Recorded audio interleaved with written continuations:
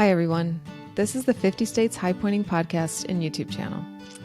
What started off as a project for a communications class has turned into something that I actually love doing. I have the privilege of providing the platform for people to talk about the extraordinary things they do in the outdoors. Highpointing is the challenge of reaching the highest elevation in each of the 50 states. Highpointers don't get paid for their hobby.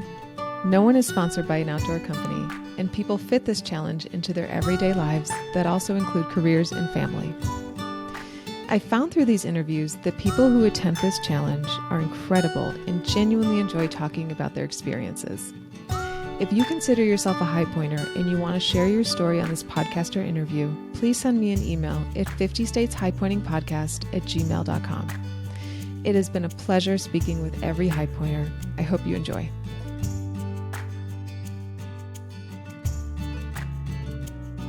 Hi, everyone. Welcome to the 50 States Highpointing podcast. I'm your host, Lauren, and the highpointer we're speaking with today is Andrea from North Carolina. Andrea, welcome. Thank you, Lauren. Thank you for having me as a guest on your podcast. I'm very honored. Can you tell our listeners and viewers a little bit about what got you into the outdoors and what got you highpointing? Yes. So I grew up mainly in Tennessee. I was born in North Carolina. My father was in the Air Force back then. So, but we spent most of my life in Tennessee. So, in the mountains. So I did a lot of camping and hiking, and went rock climbing a couple times with some friends, but nothing serious. And as I grew older, I kind of strayed away from doing a lot of outdoor things. And in about 2015, I met a friend, and she was into caving. So she asked me to go caving with her. And I was like, oh my gosh, I was really nervous. But I went one time with her and I was absolutely hooked. So I then really just got totally immersed in the caving community. And that just kind of triggered everything, my love of the outdoors. And of course, most of the caves that you go to, you have to hike to get to. So I started doing a lot of hiking, and so that's just how the love of the outdoors came about for me. That is fascinating. I have never spoken with a caver. So can you expand a little bit upon your caving adventures? Oh, sure. Everybody thinks that it's really, really, really super scary. Everybody says, how can you be down there with all those creatures? Aren't there scary things down there? What if an earthquake happens? Those kinds of things are usually the questions that I get, or that we get as cavers. Mm-hmm. But it is nothing like that. I would say, if anything, the very entrance of some caves is maybe where you might see some kind of animal, mainly snakes. I don't like snakes. But once you get well enough into the cave, nothing lives there except for, a few water creatures, like crawfish or something like that. And it's a beautiful world. I liken it to, going through places like the Grand Canyon or some of those places out west.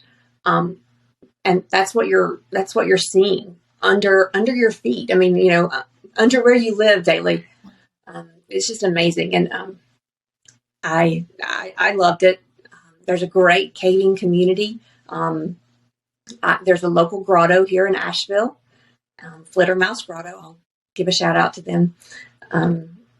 And made up of wonderful people. And, it's just amazing how many people I've met since then that really enjoy caving. That's fascinating. So when you say caving, how are you entering these caves? Are you walking? Are you diving? What's the format?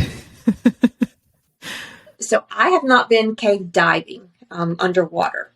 That is something that I don't know that I would ever be comfortable doing. I know some people who do that. most of the caves that I've entered have either been via walking into or crawling into, and some have been rappelling into. So cool. That is just so cool. It is. Oh my gosh. So did you go from caving to highpointing, or was there a transition there? There was a little bit of a transition.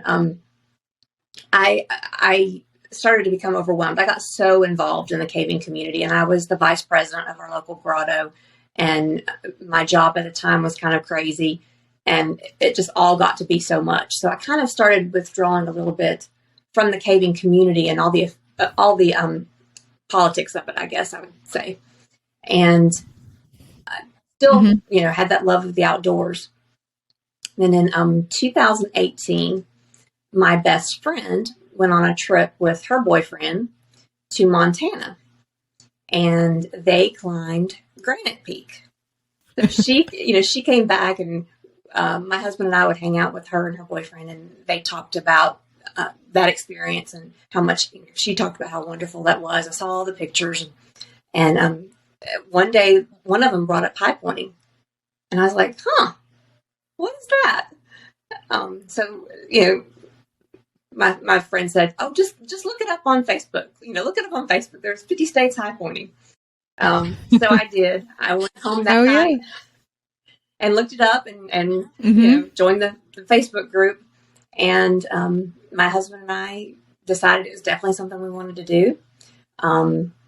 It was my husband. I'll back up. My husband has been caving with me many times, but he is not a huge fan of caving. He doesn't like those tight spaces. So hiking is something that we can do more together. And so we really just set our sights on, hey, this is what we want to do. We want to accomplish this. And for me personally, I don't know if it'll happen. But I want to complete something so bad. I've completed my education and things like that, but never, a goal like this that I've set. It's a big goal, and it takes a long time, doesn't it? Yes. Do you high point with your husband? Yes, we do. We have made a commitment to do every high point together, and most of them we've done just the two of us. We did just this summer join my best friend and her boyfriend, and we went and we did Boundry and Whitney together with all four of us. So that was great. That's fun. That's fun. What route did you do on Whitney? We did just the regular route. It was an amazing experience. That's a long day. Well, we did it actually because we had done Boundary like the day before. So we did do Whitney as 2 overnights. We went to trail camp and spent the night, and then summited and came back to trail camp. Oh, okay. So we broke it up. Again, while I've done a little bit of backpacking and stuff, I think we were all four just a little concerned that wanted to take it slow and wanted to make sure that we all felt great throughout the whole thing. So I think it was a wise decision to do it with 2 days. Yeah, I agree. Mm-hmm. Can you talk about some of your most memorable moments on high points, good and bad? Yeah. So I have a couple. If you'll just bear with me. Oh, yeah. The first one would be my husband and I were going to go up, and our goal was to do like Indiana, Ohio, Illinois, and even Michigan in one trip. And it was February. So, chilly. Yes. Yes. So we have a VW Eurovan, an old van, and we drove up there, and it was all well and good. And we did all the other states. I think we also did Wisconsin in that trip. It was great until we got to Wisconsin. And in Wisconsin, it had started snowing, and by the time we got to the parking lot and started hiking, we were hiking in snow that was past our knees to the top of Wisconsin. So we kind of thought about our plans and reconsidered, do we really want to go to Michigan? But we want to make the most out of every trip that we do. So we proceeded on to Michigan, and we're driving the roads of Michigan, and there is not a single car on the roads anywhere other than like snowmobiles. It's us in a VW van and snowmobiles. And we're just going, okay, maybe we shouldn't do this. But we drove that van as far as we could take it up the road to Mount Arvin. And okay, my husband did some amazing driving. I cannot believe we did not get stuck. Because when I got out, I mean, there was snow above my waist. And we're in a VW van. No. So, oh gosh. So by the time we got close, it was about 5 p.m. and we were just like, I don't think we should try to drive any further. And so we considered, trying to hike, but we're like, I really don't know how far we are from there. And, hiking in this much snow, get really, really late.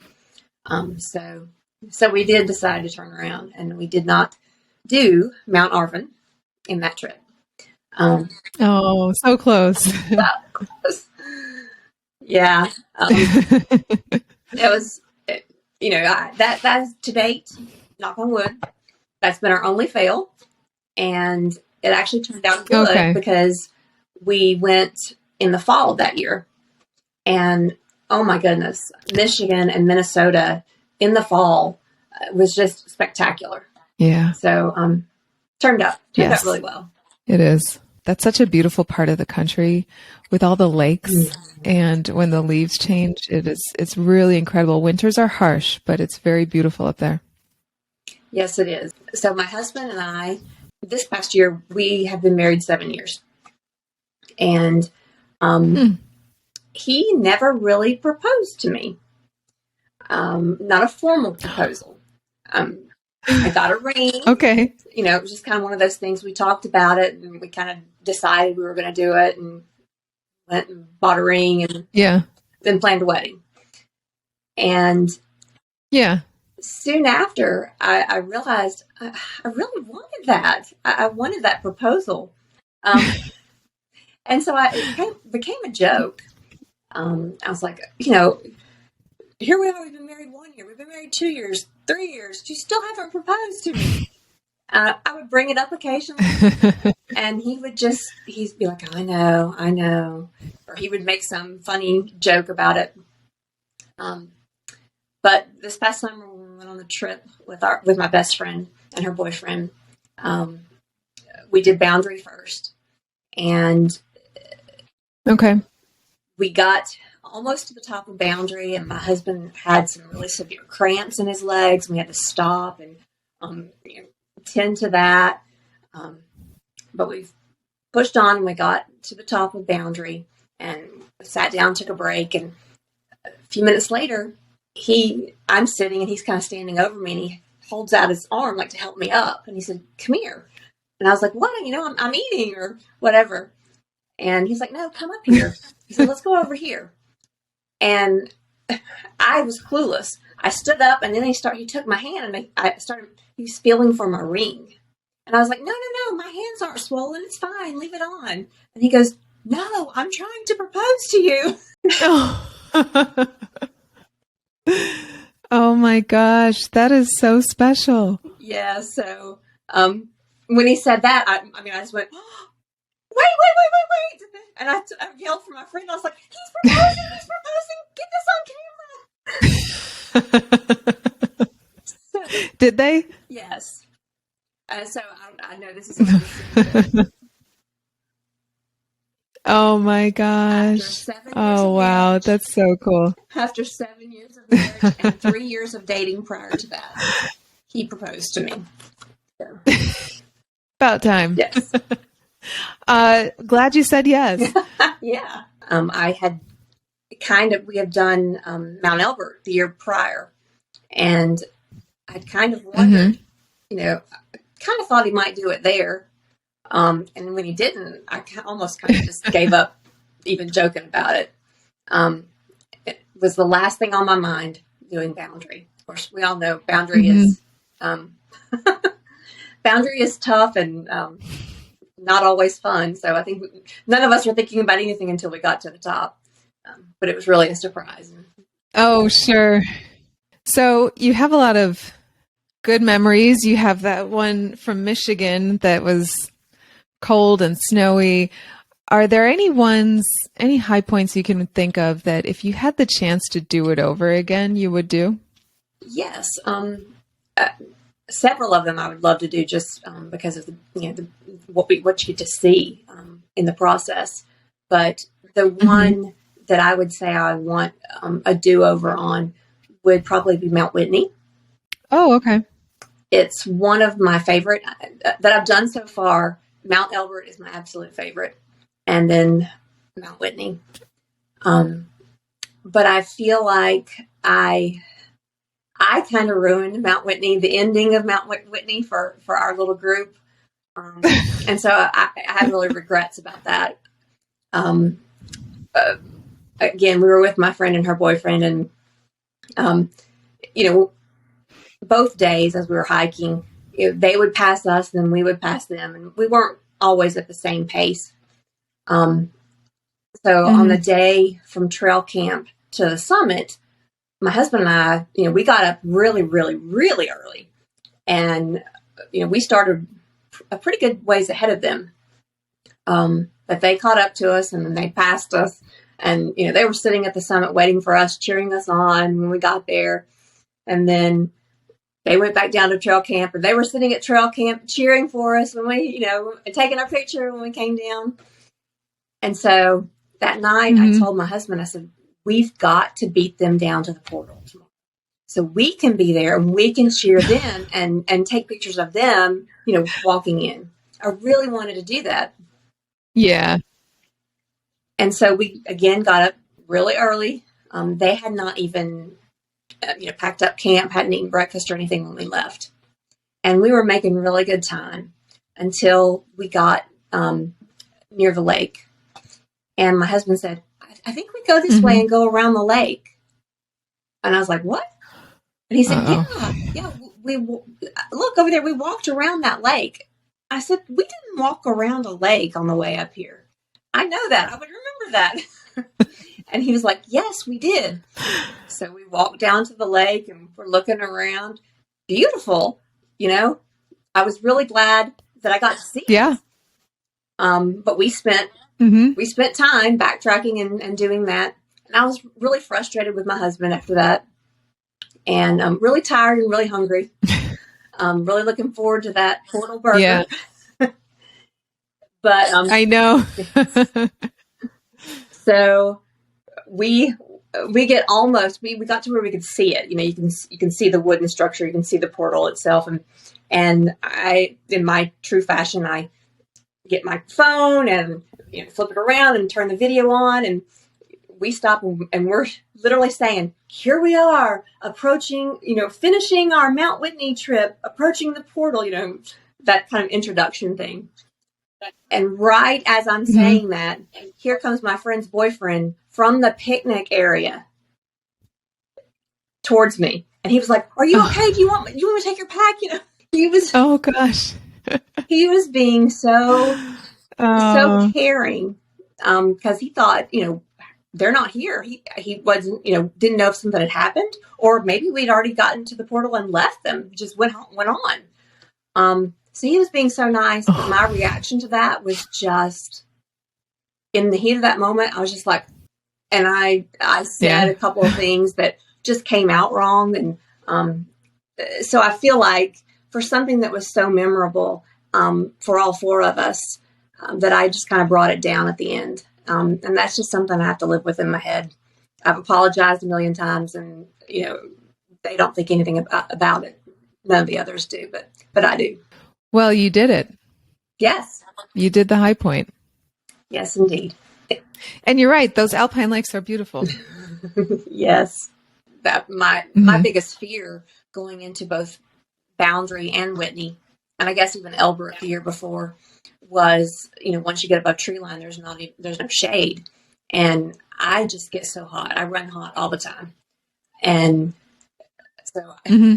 when we were doing Whitney as going up, I was running from shade spot to shade spot, and leaving the rest of my group behind, just running. And then Yeah. I'd sit there and wait for them, and then I'd run because I get so hot.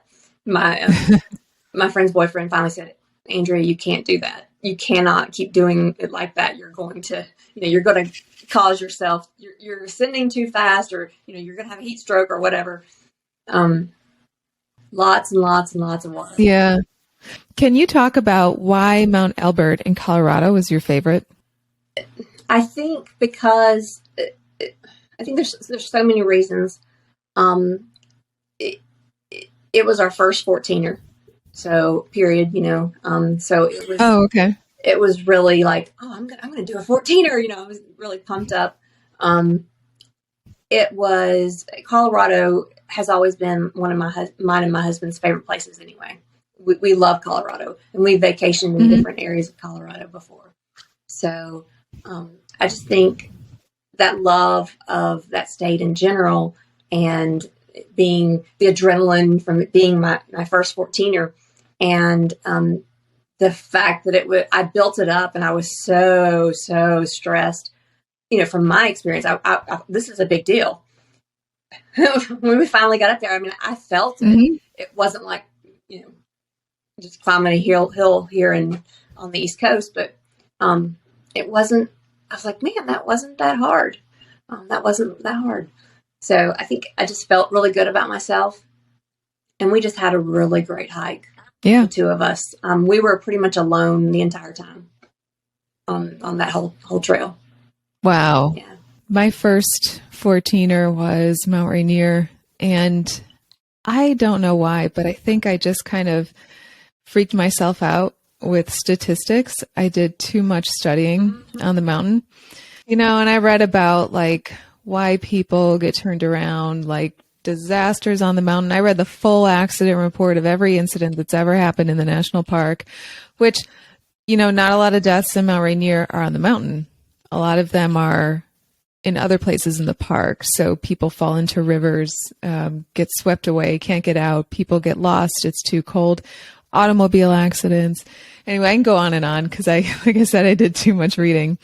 And I was coming from central North Carolina. It was very low elevation. And I thought, oh, I'm not going to do this. Like this altitude is going to be way too much for me. But we did it so slowly that it was fine. That's awesome. I think that's the key to it, is to sleep on the mountain and go slow, because, I was day one, I drove from Seattle to Ashford, so sea level. That night you sleep at 10,000 feet. The next night you sleep at 11,300.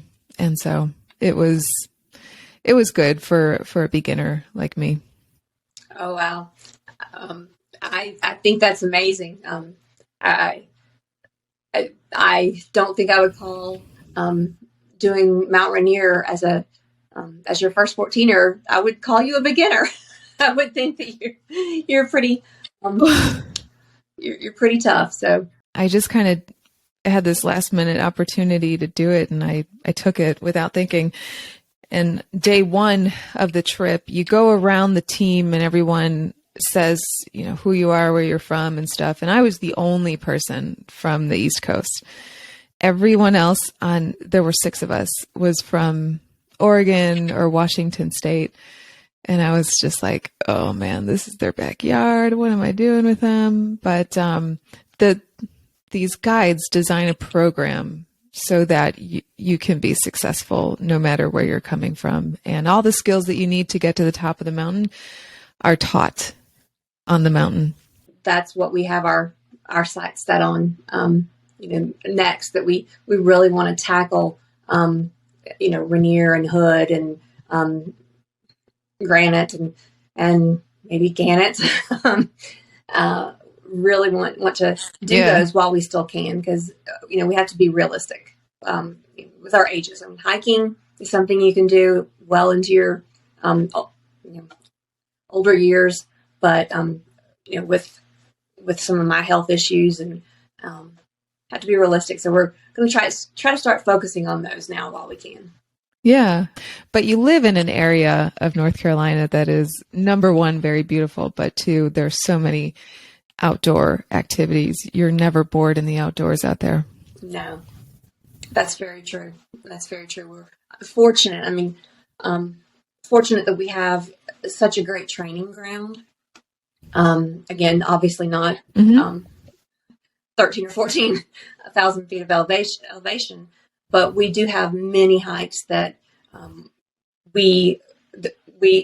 our training schedule. I hike 5 days a week, 3 miles a day during every weekday, and then every weekend, March through October, my husband and I try to do anywhere from a 5 to 12 mile hike every Saturday. So cool. And it's great because living here, we have all those options. We have so many places that we can choose from, and it's always something new. So very fortunate to have that right in our backyard. Mm-hmm. Yeah. And you don't need all the time these extreme elevations to get, I don't even know if 14,000 is extreme, but you don't need any kind of elevation to really get some good, cardio training in. I'll say that. We have, I'm in the state low point, for example, in Arizona, and it's at 100 feet at the Colorado River, right before you get into Mexico. And there's a peak here not far from us, maybe a mile down the street, that is just below 2,000 feet in elevation, but the climb is it'll take the wind out of you. And it's such a good workout. We try and get out there once every weekend and do it. It doesn't get you that high, but it is really, really good training. So what are some of the benefits that you and your husband get from highpointing? I think aside from just the physical benefits, it's an exercise that we enjoy doing. It's good for our bodies, right? Good for our minds, and it's fun. So, the physical benefits are tremendous, but getting to see so much country, and for me personally, being immersed in nature, I become very mindful, and it's like green therapy to me or something. It helps me in a chaotic world. It helps me to recenter myself, and no matter what's happened during my week or during my day, or once I start hiking, that's all it's about. It's about what we're doing in the moment and enjoying it. And for me, the number one thing I would say is just that those times spent in the training hikes, even with my husband, are some of the greatest times of our lives. And just when we feel the closest. Mm-hmm. You're just more, you notice everything and everyone, and we get too busy in our daily lives, I think, and take things for granted that we shouldn't. Mm-hmm. And the more I conduct these interviews, the more I realize that people talk about their most memorable moments with their family are when they do these things in nature. And it's not necessarily the typical vacation that you would think of, like a cruise or, spending time at the beach or something, or a resort. It's where you have these experiences, whether it be highpointing or not. Those are things that you just don't forget. Absolutely. Every trip we want to be doing something in nature, taking something new in. Yeah. And then when you can be rewarded by a summit and a view, or just knowing that you completed something, even if you didn't make it to the summit, if you just tried there's still a sense of accomplishment in that. Yes, absolutely. Is that a collage that I see in the back? Is that a high pointing frame of some sort? It is. This is something that I just did fairly recently. Okay. So each frame, and there's another one sitting on the floor. Each frame has 25 spots. So these were our 25 high points in order. And oh my gosh. then I have Poor Lonely number 26 all by itself. Oh, it'll get filled up. Yes, it will. It will. That is so unique. I love learning about how people document these high points because people seem to have their own way of personalizing that. Yes. Yes, my I keep referring to my friend and her boyfriend, but he has a connection to someone who makes replicas of the survey markers, and that's how they. I mean, they look identical. You couldn't tell that it's not. It didn't come from the piece of earth there. So that's how they look. Yeah, I think that's really cool too. That is. Oh my gosh, I don't have a thing that I do for high points, but when I get a summit certificate for doing something, I frame it. So I have Mount Whitney there, and I don't know if you can see. I'll move my computer. That's my Rainier Summit. Wow, that's cool. But I have to figure out something for high points too, because every time I go to a national park, I have my little system of tracking that too. I have my water bottle and I put a sticker on all of the national parks that I go to. Oh, you have that too. Oh, cool. And then I have right behind my computer, I have this string where you can dangle postcards, and I put a little postcard from each national park, and I was like, I got to do something with high points too. Oh, the string, that's really cool. Yeah. That is really cool. Yeah. So I like to combine the national park trips with the high pointing trips. Yes, we do as well. And of course, the way I found high pointing was when I lived in North Carolina, I was trying to visit all of the state parks. And I went to Mount Mitchell State Park and got to the summit and read that sign saying that it's the highest point east of the Mississippi. And I was like, oh, this is a high point. And I reached the highest point in North Carolina and the east of the Mississippi. I wonder what else is out there. And so that's how I found out about it. And I didn't find out about a club of any kind until very recently. And I thought it was just me. Isn't it great to know lots of people out there thinking the same thing? Yeah. We are members, my husband and I. But I think just meeting people, not necessarily, they may not even be high pointers, but meeting people along these hikes in general, and just hearing their personal stories, whatever it may be. And that is just inspiring. And we actually wasn't at a high point, but on one of our training hikes, we again drove our van, and our van has a high pointer sticker on it. And so we're walking, on this trail, and a man stops us, and I can't remember what it was about us. I don't know if I had something on that maybe triggered him, but a man just out of the blue said, "Hey, are you all the high pointers?" And we were like, "Yeah, how did you know that?" He was like, "Well, I saw your van in the parking lot. I'm a high pointer too, So, and that was really cool because we were like, I don't know, somewhere in the middle of nowhere in Virginia or something. I've gotten to form some friendships. I'll be some of them, virtual.